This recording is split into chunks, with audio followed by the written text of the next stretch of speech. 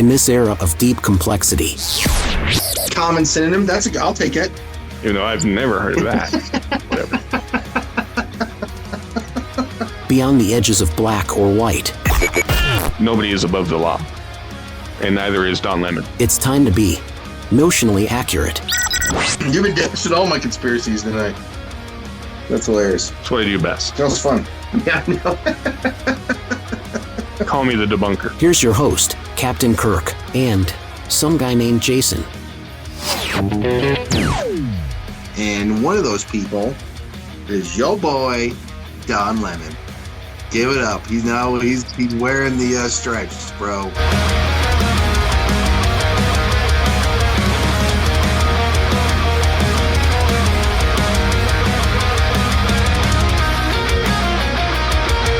Welcome one and all to the 26th episode of the Notionally Accurate Podcast, produced live right here at the One Man's Burden Studios of my undisclosed compound, located at the intersection of Iceland and Greenland, south of the Cumberland Pass. My name is Captain Kirk, and I'll be your affable host.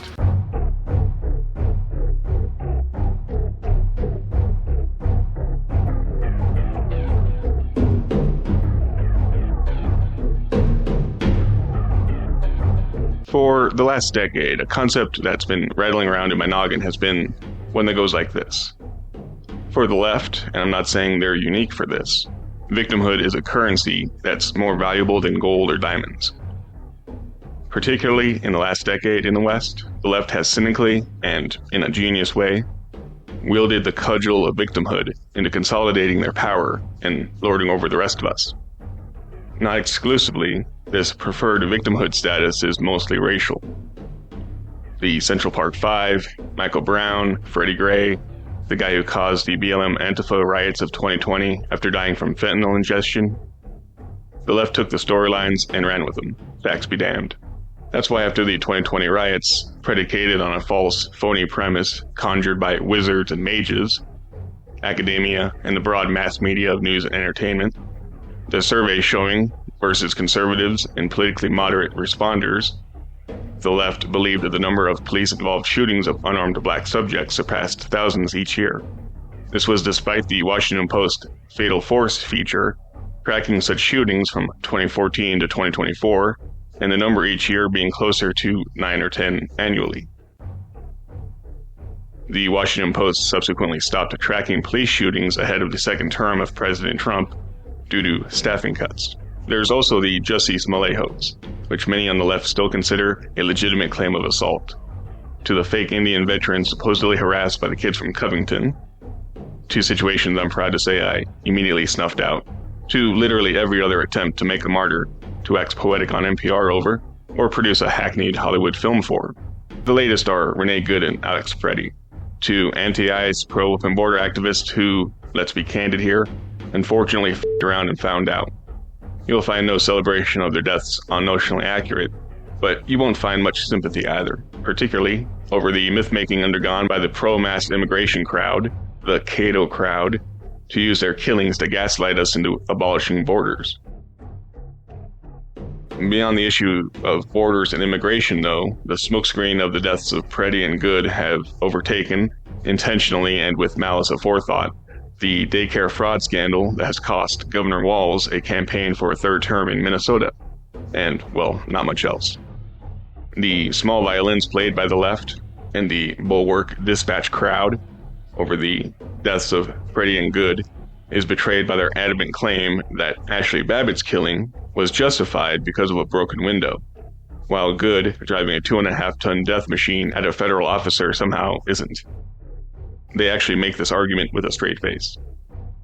Incidentally, for all the complaints about the training of ICE agents and Border Patrol agents, the Capitol Hill police officer who killed Ashley Babbitt, Michael Byrd, had left his service pistol in the restroom of the Capitol Hill Visitor Center about maybe a year or two prior.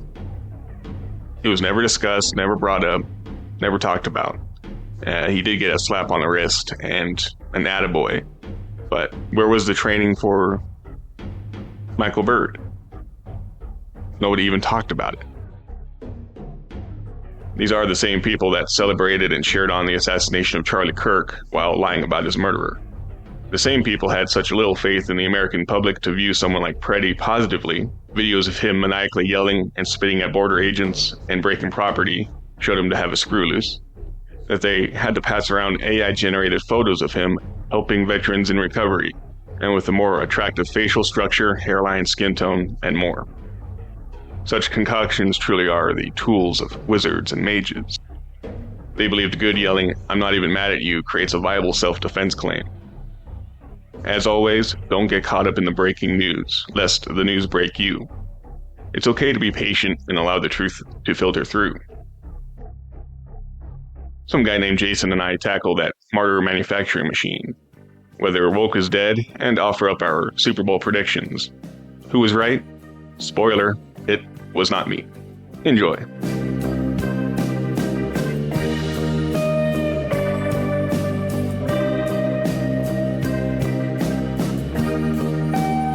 So there's Minnesota's got ice on the brain. It's got brain freeze.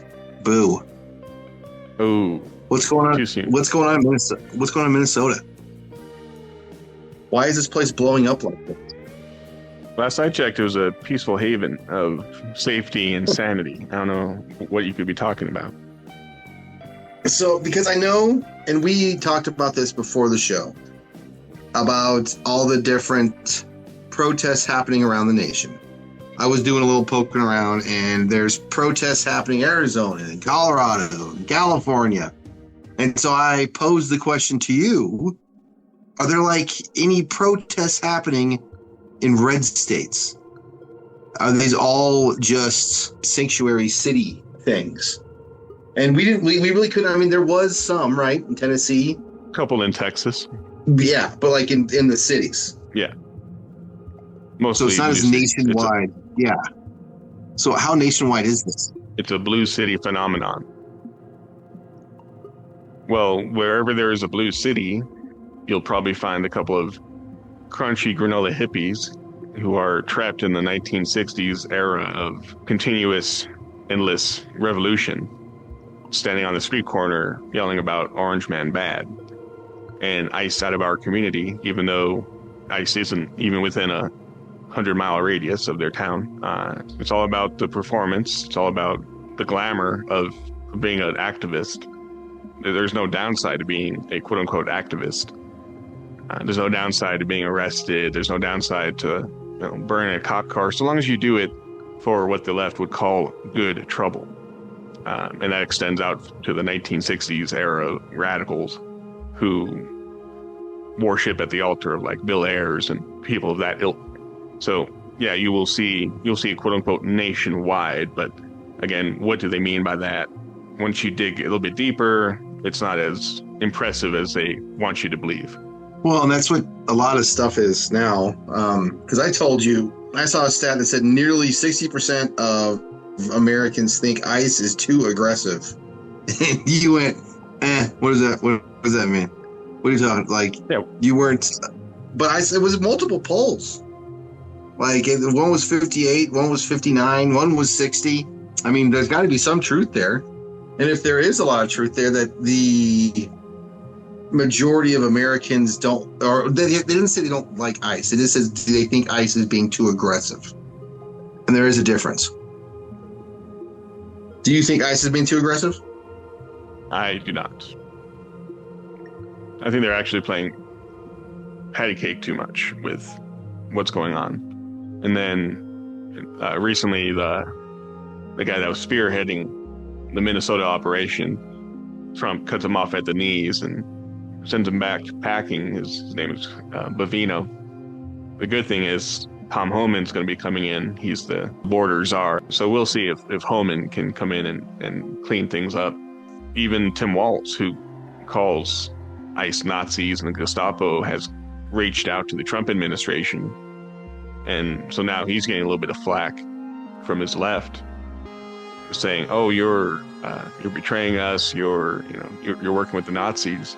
And so he's kind of put himself in an awkward situation, which for Tim Walz, I guess, is par for the course. Yeah, we call that crazy. He calls it Tuesday. He calls it Minnesota nice. What I don't like is just there's just so much like misinformation and misdirecting, and that whole 5-year-old boy thing was a hoax. Yeah, explain that. Yeah. So the 5-year-old boy thing, there was a story I think last week that said that ICE was they had the 5-year-old boy and they were holding him hostage. It's kind of like bait to get the father and the mother, primarily the father. They're going after the father. And so that's what the story was. Like, look at ICE. Oh my God, they're using human bait. That's I can't believe that. Well, then they dig deeper, and what happened is ICE approached the guy. The guy fled, leaving his 5-year-old son with ICE agents. He fled. They didn't go after him. So they take the kid to his house. The mom refuses to open the door. Does not open the door, doesn't answer. There's no motion, there's no life coming from inside the house. So the ICE agents are stuck with this kid. Eventually, the dad comes back. They're like, you gotta come, dude. Like, we have your child, like your son, you can't leave. So he comes in, he turns himself in, and his first night they agreed to let his son stay with him in his cell with him. Because his mom wouldn't open the door. Right. So, but then that's not the story you hear at the beginning. Mm-hmm. So, like, with this Alex Peretti thing, it's going to take 2 weeks before we get to any kind of truth about what happened. Yeah. Because the whole struggle and the wrestling, you said he got shot 10 shots. He got shot 10 times, or there was just 10 shots? From my understanding, he was shot 10 times in 5 seconds. Dang. That's pretty. I mean, think about that. 1 Mississippi, 2 Mississippi, 3 Mississippi, 4 Mississippi, 5. That's pretty. That's a good hunk of time that you're. I mean, I don't know.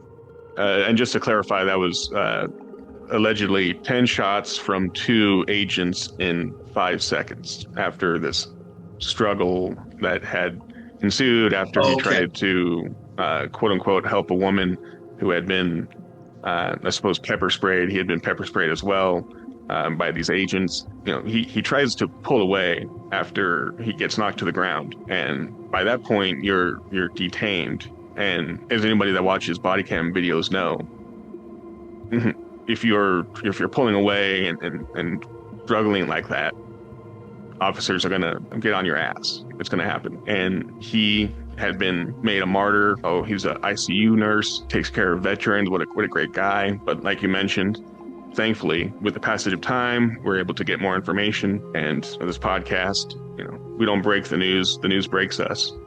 We are able to now see that Peretti, weeks ago, had been yelling at agents, harassing them, haranguing them. He's another one of these professional protesters. I'm not saying paid, but he is a professional protester. He's an agitator, a provocateur.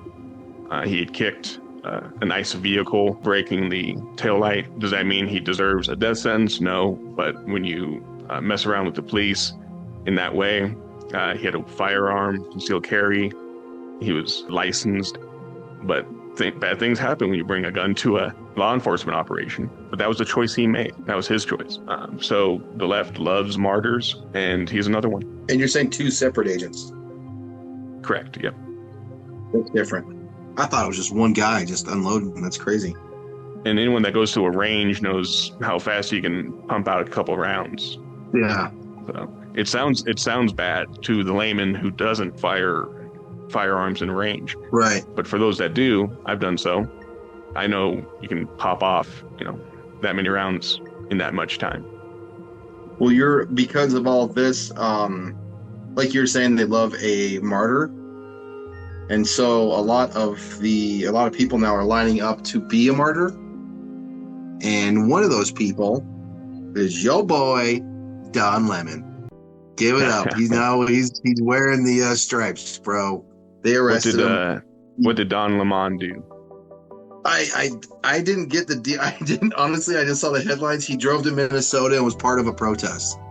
He got arrested in the protest. So he coordinated with a left-wing group to infiltrate and then disrupt a church service because the pastor had affiliations with Border Patrol. Oh, he was part of the church thing. Yep. Wow. That's incredibly disrespectful. Wow. That's nuts. True. Wow. So they went into the church, huh? That's crazy. Yep.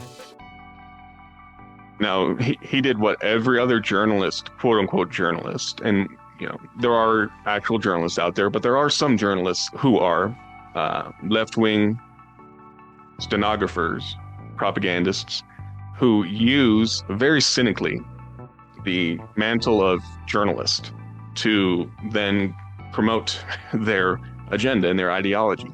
And Don Lemon is one of those people. So he goes in with like a filming crew, right? Because he has some YouTube podcast. Fewer listeners than us, I'm sure.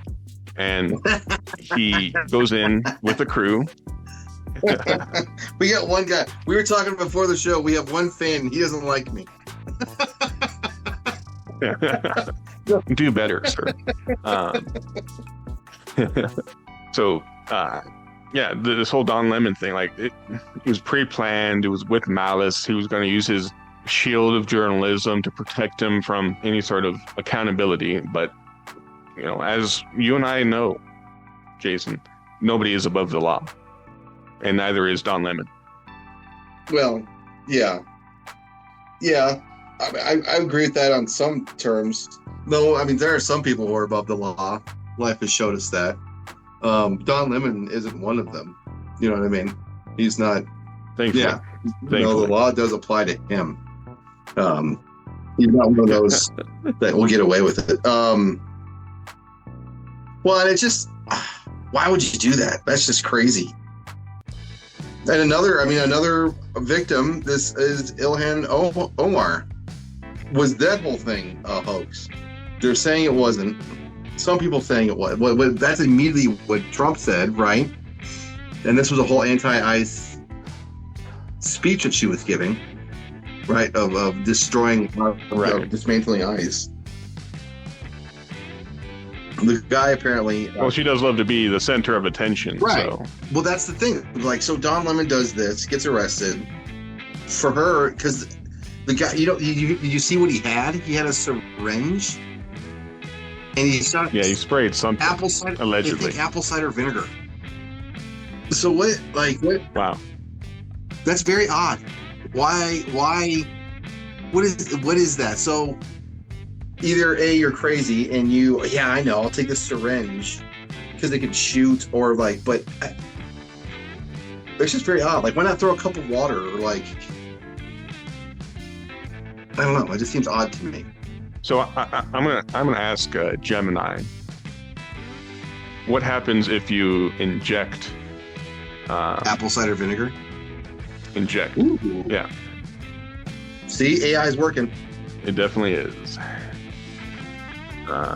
Apple cider vinegar is injected via syringe.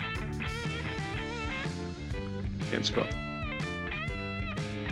All right, Gemini. It's a medical emergency. Do not attempt this under any circumstances. Whoa. This has already happened. Call the emergency services or go to the nearest emergency room immediately. Here's why injecting ACV is so dangerous. Severe tissue necrosis. It's highly acidic, so it causes immediate chemical burns, leads to necrosis, the death of body tissue. Hemolysis, rupturing red blood cells. Gesundheit. God bless you. Septic shock. Wow. Electrolyte imbalance. So dude was really trying to hurt her. Damn. So it could be more serious than just a haha, what the heck are you trying to do thing. See, I thought it was a haha, wow. I had no idea apple cider vinegar. I know it does really does well with heartburn. Apple cider vinegar. Maybe he was just trying to help her with their little heartburn issue. Well, so this happened at the town hall meeting. They say he was a fanatical right-winger, right? Trump said it was staged. So what Grok said is that the person had quote unquote conservative leaning online posts. But again, what does that mean? I have no idea. Yeah. And that some supported some of the posts supported Donald Trump and things of that nature. You had mentioned that you had heard somewhere that somebody was saying that this guy was on the payroll of Omar. I doubt that. Yeah, me too. That was a little too far out. Well, and there were like deep fakes of pictures of him with her. Did you see that? There's a picture. Damn AI, man. Yeah, no, like seriously, there's a picture of her and him, and it's like a selfie of the two of them. And the picture, the original picture, is him and some other woman, and they have like taken her out. It doesn't. You can't tell if you didn't know. You wouldn't know. But it looks like he's sitting there with her at some, happy hour or whatever. So that's crazy. So maybe it's not a hoax. It's just so. There might be protests in other states, and other than California, the shit's not hitting the fan. The shit hits the fan all the time in California. They wake up in the morning, the shit hits the fan. They go to bed, the shit hits the fan while they're sleeping. They wake up, the shit's still hitting the fan. But no other state. What's going on with Minneapolis? What's that? What's going on with Minneapolis? Yeah, that's what I'm saying. Like, other than Minneapolis and other than California, every other state, they're having protests, but it's not like this where people are getting shot. Like, they're prompting this. Right. Like, this is getting promoted. This is getting produced. Well, that's what the whole disobey illegal orders thing was. When those the seditious six put out that, Donald Trump in the future or sometime in the past, but we can't really be too specific because we don't really know. Wink, wink. These orders are illegal, so don't obey them. Well, that is sedition. Sorry. So nothing happened to them. I think Mark Kelly had his rank demoted or something like that. So very minor stuff. But people are we're going to put our bodies on the line, again, this is like the 1960s idea of we're going to put our bodies into the gears of the fascist machine and derail it. There's a time when the operation of the machine becomes so odious, makes you so sick at heart that you can't take part. You can't even passively take part. And you've got to put your bodies upon the gears and upon the wheels, upon the levers, upon all the apparatus, and you've got to make it stop. And you've got to indicate to the people who run it, to the people who own it, that unless you're free, the machine will be prevented from working at all. You guys are supporting child rapists and human traffickers. And just the worst of the worst. That's why that's beyond me. I know that this is affecting other things, and with illegal immigration, it's a sticky subject. It's tough, but you are illegal. You have to at least try to try to rectify it. You know what I mean? Like, if you are in that situation, I don't know. You're here. Why wouldn't you try to become legal? And some of them, they don't want to be legal because then they have that burden of citizenship. They have that they can't just get up and go back to their home country. That freedom is no longer just given to them. There's, once you buy into the structure of society, you can't just dip out, But I think it's really frustrating to me. If this poll is true, the 60% of Americans think ICE is being too aggressive. The too aggressive, I can maybe see too aggressive. I think it really depends on what the news cycle is pushing and leaning people towards that week. But if people can't see what's happening here, I just don't know what kind of country they want. Do they honestly, it's like they want us to be the kind of country that has the refrigerator on the front lawn. I don't... Yeah. And they're okay with that. They're okay with, we really don't have grass. We have weeds. And I cut those weeds every other week, we're going to be one of those kinds of houses. And people like that. And it's frustrating and demoralizing for me. I don't know how deep you went into these polls. I know you're a very Polish guy, but I wonder what the amount of people that you said 50% or so say that ICE is too aggressive. What portion of that 50% support open borders? would cite Emma Lazarus's The Colossus as a national policy. Again, I haven't seen the poll, so I don't know. But I would imagine that a lot of the people that think ICE is going too far are the very same people that thought Joe Biden didn't let in enough illegal immigrants. And so I can kind of take their opinion on what ICE is doing in light of our most recent election that provided the mandate for Donald Trump to do what he's doing. I'd take it with a grain of salt. Well, if anything that's taught me from modern American politics is that I put my complete and total faith in every poll. So it's only right. It's the only reasonable and emotionally responsible thing to do, to be honest with you. It's a very mature decision. It's a very mature decision. No, we'll see. I mean, this is going to keep going. This isn't going to stop. And I don't think, ICE isn't going to go away.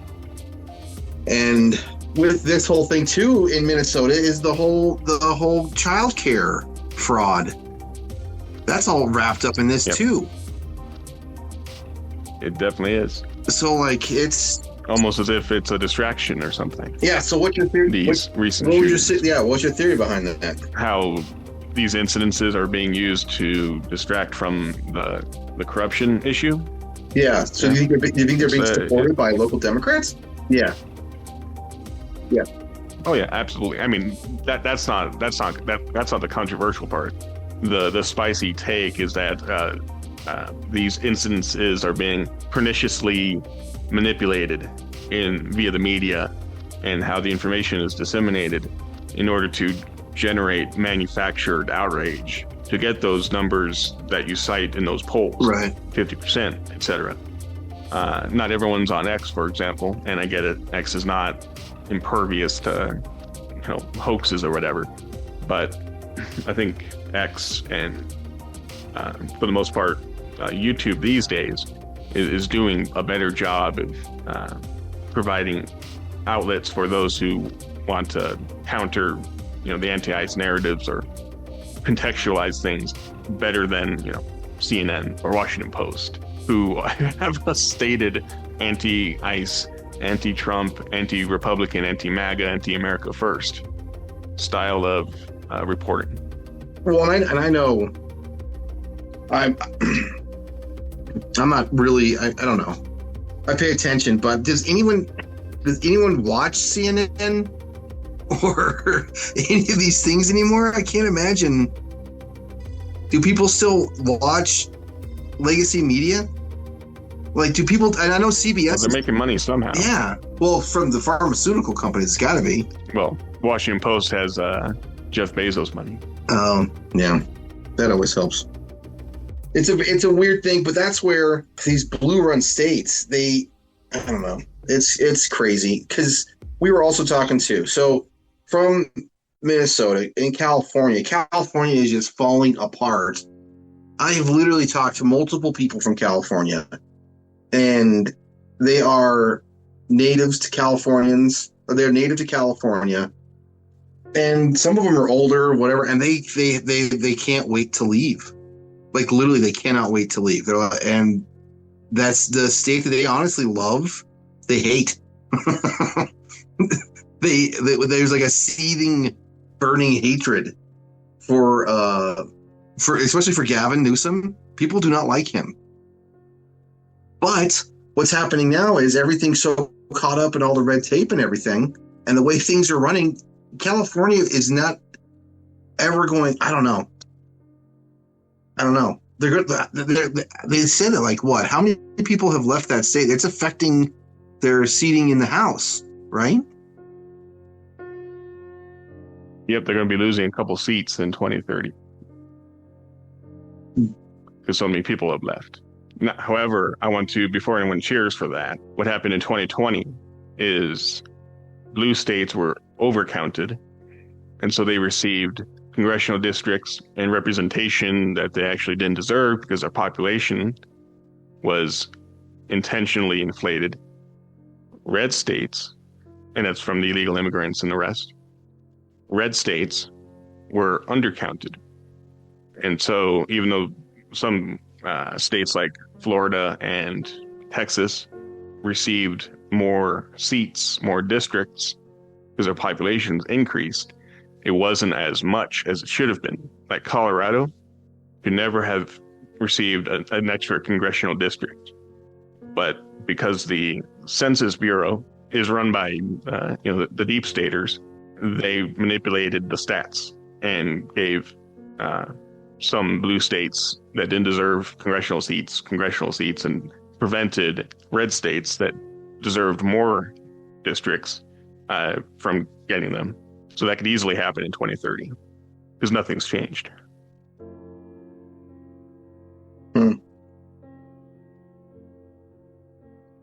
Right. Well, they were, because I was talking about how I saw a statistic that in 2025, first of all, companies are leaving Hollywood in droves, and then are leaving California, and then I was thinking about Hollywood and how Hollywood is not at all what it used to be. It seems there's really no control over entertainment like they used to have. I saw a thing where it said in 2025, Disney is $35.3 billion in debt, and Warner Brothers and Discovery are $33.5 billion in debt. And the reason why is because they made so many movies and did so many things with the whole wokeness thing that they're going broke. And so then I said, yeah, see, go woke, go broke. And you're like, but is that true? And I was like, well, look at California is going broke. California is going, like, their companies are leaving the state. Their woke policies and their you've seen their social programs that take millions and millions of dollars and they don't even finish them. I guess my question I pose is, do you think if you go woke, you go broke? Is it true if you go woke, you go broke? Credit to anyone who actually gets the reference to that. Does anybody else have a question? I have a question. I think some of the people here might be sexually inexperienced. Is it true that if you don't use it, you lose it? Is that a serious question? The people that leave California and New York and Oregon and Washington, they bring their politics with them. The reason the populations are being devastated, for the most part, is unaffordable housing and crime, for the most part, high taxes. But that has nothing to do with quote unquote the woke agenda. Woke isn't high taxes. Okay, it's race Marxism, and so it has to do with not just race, but gender issues and labor issues and climate issues, all wrapped into this social engineering agenda that, I don't know, I mean, I hear that boys in girls' bathrooms, that's a 80-20 issue. But you still come across all these different people that still adhere to and demand that men are able to go in women's bathrooms. Who won in Virginia, the governor's seat? Abigail Spanberger, who was a complete wishy-wash, mealy-mouthed individual when it comes to the woke stuff, and she's supposed to be the moderate Democrat. Mickey Sherrill in New Jersey, same thing. The CIA spook.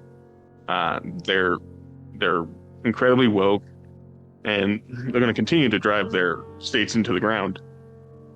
And sure, you can push out your population, but you're still going to continue to be woke, and you're still going to continue your policies. I don't see what the go broke. Like, who goes broke? We all go broke, I guess. So you're saying go woke, we all go broke? I think so. Oh, wow. You kind of like that. It is socialism. Right. Socialize the losses. Yeah. That's fine. Oh, you want to talk about the Ragnarok clock? You want to talk some more about California? Yeah, that'd work. What's that? Ragnarok clock, yeah, it's fine. Okay. Yeah, sorry, the Hollywood thing, it was just more about these stats. I was just like, dang, between Disney and between Warner Brothers and Discovery, it's almost $70 billion that they've lost doing whatever they've done. But the Ragnarok clock. Okay, so the Ragnarok clock. It is a clock that was developed by some really smart people. Quite frankly, people much smarter than you. Okay, so if you think you're smart, you're not as smart as the people who made the Ragnarok clock. So what these people did is they made a clock, and it counts down to midnight. And when midnight hits, humanity is destroyed. So what they did is they all got together and they said, "Hey, how close are we to midnight right now?" And so they all put their heads together and they did their equations and you had their clipboards and whatnot. And they decided, I forget when they did this, in the 60s, I think, but they decided they set it 7 minutes away from midnight. That's where it was set at when it was first made. Now, every year they update the clock, right? Because things happen, whatever. It has been updated now to where we are 89 seconds away from midnight. We've gone from 7 minutes down to 89 seconds, right? And they're saying it's getting a little low. And now there's been discussions when they update how close we are to midnight is because of AI and because of everything. There are some people saying we should take off 8 seconds. Some people saying 2, 3, 8 seconds off of it. So that's a lot of seconds. So very interesting. There was someone who quoted this group. I quoted saying, if any company or group anywhere on the planet builds an artificial superintelligence using anything remotely like the present understanding of AI, then everyone everywhere on Earth will die. So my thought is, do they ever put the clock away from midnight, or is it always just counting down? You know what I mean? When hey, communism fell. All right, I'll give you a couple seconds on that. You know what I mean? Do they, or is it always just counting down? You know what I mean? The Ragnarok clock is the atomic clock. I don't know if it's and I'm familiar with that. No, it is. It's the same thing. It's the atomic clock. Okay. Oh, yeah. So they all got together and they decided, yeah. So the Doomsday clock. The Ragnarok clock. Yeah. I've never heard of it called the Ragnarok clock. Who the hell calls it the Ragnarok? People, bro. These people do. Yeah, but what people? They're from, dude. Where did you hear about? They Ragnarok are from clock? Northern Europe. It's a God of War thing. They're from Northern Europe. It's Scandinavian. You know, it's the end of everything. What are you talking about? Yes, it is. I've looked it up. It is. It doesn't exist. What, the Ragnarok clock? Look it up. There's no Ragnarok clock. No, the Doomsday clock is real. Ragnarok clock is. There's no such thing as a Ragnarok clock. There has to be. There's no such. The Bulletin of Atomic Scientists put out the Doomsday clock. They've done it since 1947. And the most recent was a couple days ago, as of this recording. Yeah, that's what I'm talking about. Yeah, that's the Doomsday clock. The Ragnarok clock. That's the Doomsday clock. That's not the Ragnarok clock. I mean, you can call it that. I'm not going to deprive you of your right to call it that. But it's the Doomsday clock. Ask Gemini. We're going to settle this dispute. No, I'm looking at it right here. It says most recent. And then the date, 2026. No, but ask it right. Don't ask it the way you'd ask it. It's 85 seconds to midnight. Recently changed on this date in 2026. The Doomsday clock. Ask it, is it ever called the Ragnarok? I could show it. But I'm afraid I might blow your mind or something. Well, ask it, has it ever been called the Ragnarok clock? No, I've already asked, and the only Ragnarok clock comes from God of War and Ragnarok Online, an MMO RPG. Well, no, Ragnarok is like Norse lore. It's. I'm not saying it's not. I'm not saying it's not. No, you're right. But the atomic clock has never, ever, ever, ever, ever, from what I can tell, ever been called the Ragnarok clock. Well, I don't appreciate that. And that doesn't make any sense. So where did I get it I'm sorry to fact check you in real time. What do you mean it doesn't make sense? It makes perfect sense. It makes all the sense. Where did I get that from? Right, Ragnarok clock. Where did you get it I'm from? not saying. You knew what I was talking about.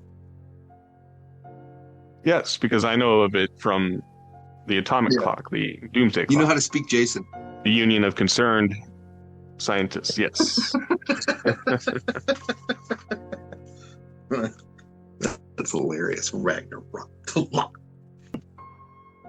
And by the way, there is something called the Ragnarok clock, but it was something that was in 2014 for some Viking festival in Norway. So it does exist, but Gemini says it's a common, so to credit to you, a common synonym for the doomsday clock. Oh, okay. Common synonym. I'll take it. Even though I've never heard of that.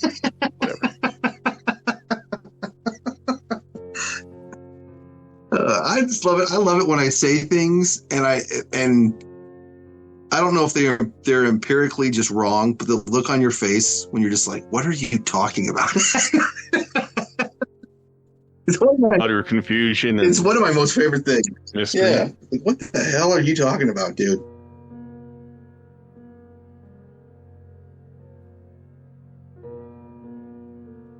Okay, so then Bill Belichick. You want to talk about Bill Belichick? Getting totally snubbed from the Hall of Fame ballot.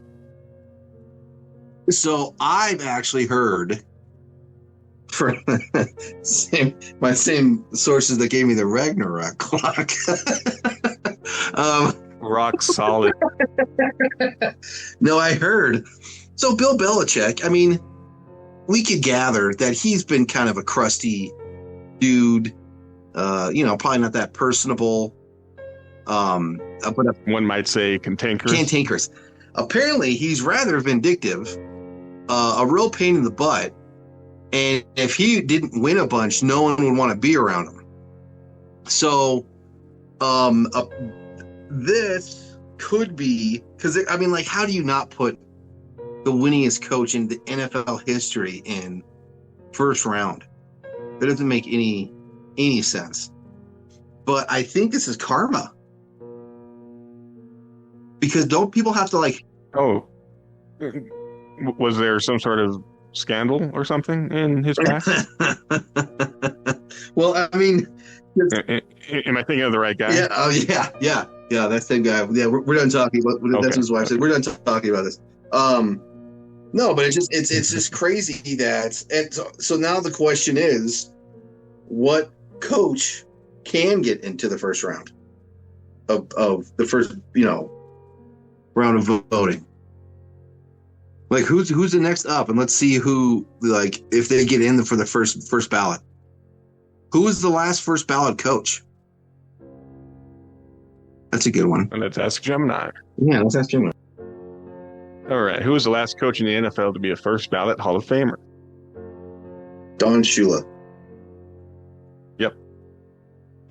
No way. Are you kidding? Blue Suede Shula in 97. Wow. He was first ballot in 97. How long did he coach for? Did you have to be out of the league for 5 years, right? Well, he stepped down in 93 or so, 94.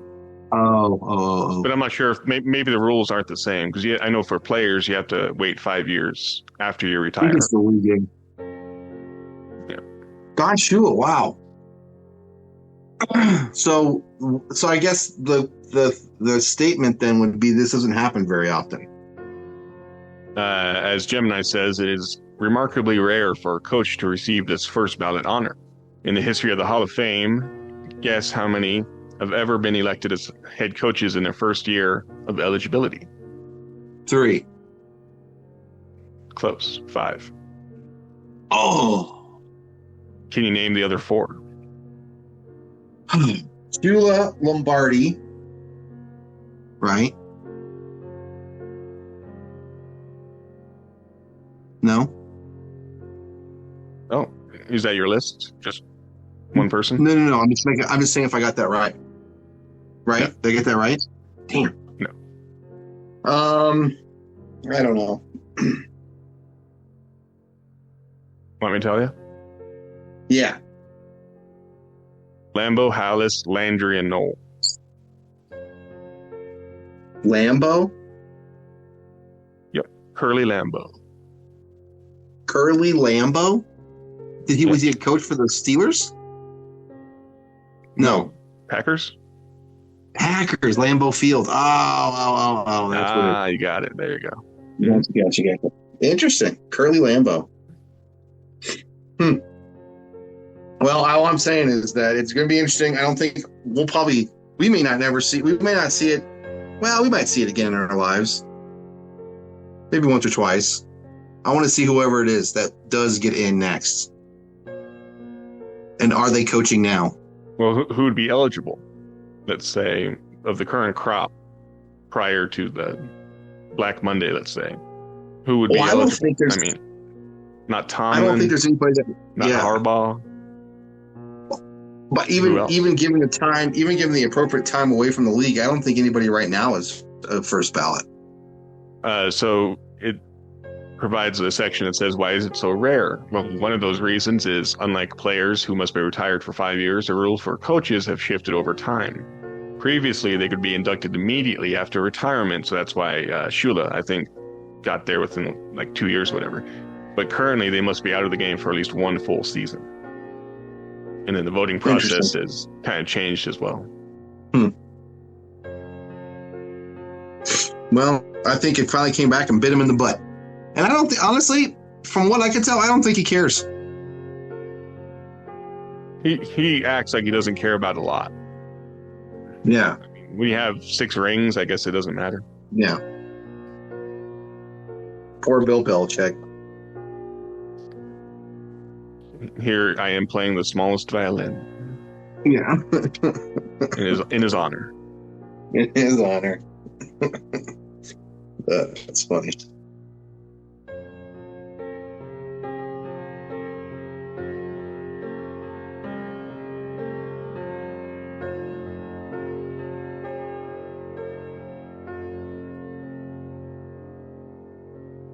And at the time of this recording, I wanted to let it be known. I think the Seahawks are going to handily win the Super Bowl. A, I hope so. B, I disagree. I think the Pats will win. Really? I do. What do you think the score is going to be? The score will be 24-21. I believe the Patriots will kick a field goal to win the game. I'm thinking like 27-10. Seahawks. Super Bowl 12, huh? Broncos, yep. Cowboys. Did you see the Seahawks and Pope conspiracy? Seahawks and the Pope? I know of the Chicago Bears and the Pope. Hey, listen. Hey, that's not... You don't know nothing about that. So, the Seahawks and the too Pope... close to home? Every time... Now, get this. And if you look it up, ask Gemini this, because it's true. Every time there's been a new Pope, every time the Seahawks have gone to the Super Bowl and won, there's been a new Pope. No, maybe not one. They've gone to the Super Bowl, there's been a new Pope. You do look at it. Look at it. I'm not lying. That's impossible. I can already tell you why that's impossible. You want me to tell you? Why? No, I don't even need to, because I know it's impossible. There's no way. Why? It's impossible. Why? Jason, you know why. Jason, you know why. Super Bowl 50? No. I don't know why. You know why, Jason. You know why, Jason. No, I don't know why. No, I don't. Sorry, I thought I was bringing somebody knowledgeable onto my podcast who knew his stuff. I guess not. I'd like to apologize to the listening audience for that. No, tell me. Because the Seahawks went to the Super Bowl in Super Bowl 48, crushed the Broncos, and then lost to the Patriots the next year. Oh, that's right. That was a horrible Super Bowl. Wow. No, but there wasn't a new pope then? Listen to yourself, Jason. Listen to yourself. Was there a new No, pope we in weren't 2012 and supposed. 2013? Yeah. We had that one that No. resigned. Yeah. Yeah, that We had the one was guy- Ratzinger. Yeah, no. Like, just because you get the timing of the popes right doesn't mean that you're not wrong on the timeline of the Seahawks going to the Super Bowl. Because there was Ratzinger, yeah, he took over for John Paul II, and then Ratzinger stepped down, and Pope Francis took over. Just saying, bro.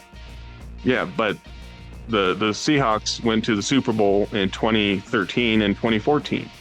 There were not new popes in 2013 and 2014. Because Whatever. Francis took over in 2013. I And obviously Ratzinger have to use stepped down. more. I just saw that. Oh, okay. Like the Ragnarok clock?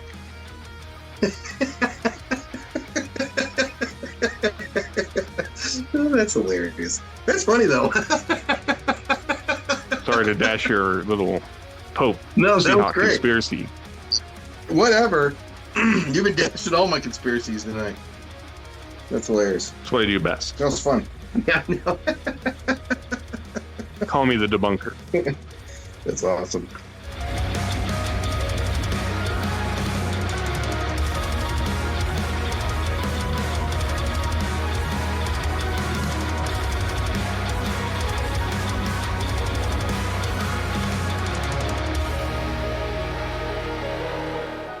Anyway, thank you for listening to episode 26 of Notionally Accurate. Thank you to some guy named Jason for joining me on this one. I'm your host, Captain Kirk. More to come on future episodes. Find this podcast on SoundCloud, Rumble, and YouTube. Follow the podcast on Twitter/X at NotionallyACC. That's at NotionallyACC. Email me at notionallyaccurate@protonmail.com. That's notionallyaccurate@protonmail.com. Take care, and remember, even if you can't be factually correct, you can always be notionally accurate.